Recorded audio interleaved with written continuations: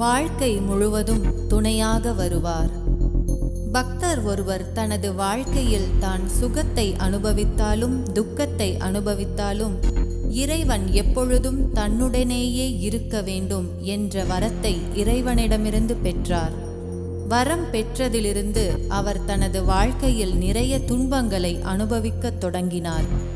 ஒரு நாள் இறைவன் தன்னுடன் இருக்கிறாரா இல்லையா என்ற சந்தேகம் பக்தருக்கு ஏற்பட்டது.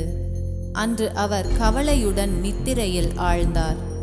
அவருடைய கனவில் இறைவன் தோன்றினார். பக்தர் இறைவனிடம் தான் அதிகமான துன்பங்களை அனுபவிப்பதாகவும் இறைவன் தன்னுடன் இருப்பதை உணர முடியவில்லை என்றும் புகார் செய்தார். உடனே இறைவன் பக்தருக்கு ஒரு காட்சியை காண்பித்தார். ஓர் அழகான கடற்கரை. கடற்கரையில் மணற்பரப்பு தெரிந்தது. அந்த மணற்பரப்பில் 2 நபர்கள் நடந்து கொண்டு செல்வதைப் போல பாத சுவடுகள் தென்பட்டன. இறைவன் பக்தரை நோக்கி, இதுதான் உனது வாழ்க்கை பயணம். இந்த பயணம் முழுவதும் நான் உனக்கு துணையாக வந்திருக்கிறேன் என்று கூறினார். பக்தர் அந்த காட்சியை நன்கு உற்று நோக்கினார். சில இடங்களில் 2 நபர்கள் நடந்து சென்றதைப் போலவும் சில இடங்களில் ஒருவர் மட்டும் நடந்து சென்றதைப் போலவும் பாத சுவடுகள் தென்பட்டன.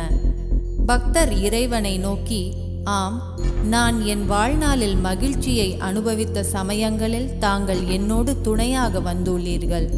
அதனால் 2 ஜோடி பாதச்சுவடுகள் தென்படுகின்றன. நான் என் வாழ்நாளில் மகிழ்ச்சியை அனுபவித்த சமயங்களில் தாங்கள் என்னோடு துணையாக வந்துள்ளீர்கள். அதனால் 2 ஜோடி பாத சுவடுகள் தென்படுகின்றன. நான் என் வாழ்நாளில் துன்பத்தை அனுபவித்த சமயங்களில் தாங்கள் எனக்கு துணையாக வரவில்லை. நான் மட்டும் தனியாக இருந்துள்ளேன். அதனால்தான் 1 ஜோடி பாத சுவடுகள் மட்டுமே தென்படுகின்றன என கூறினார்.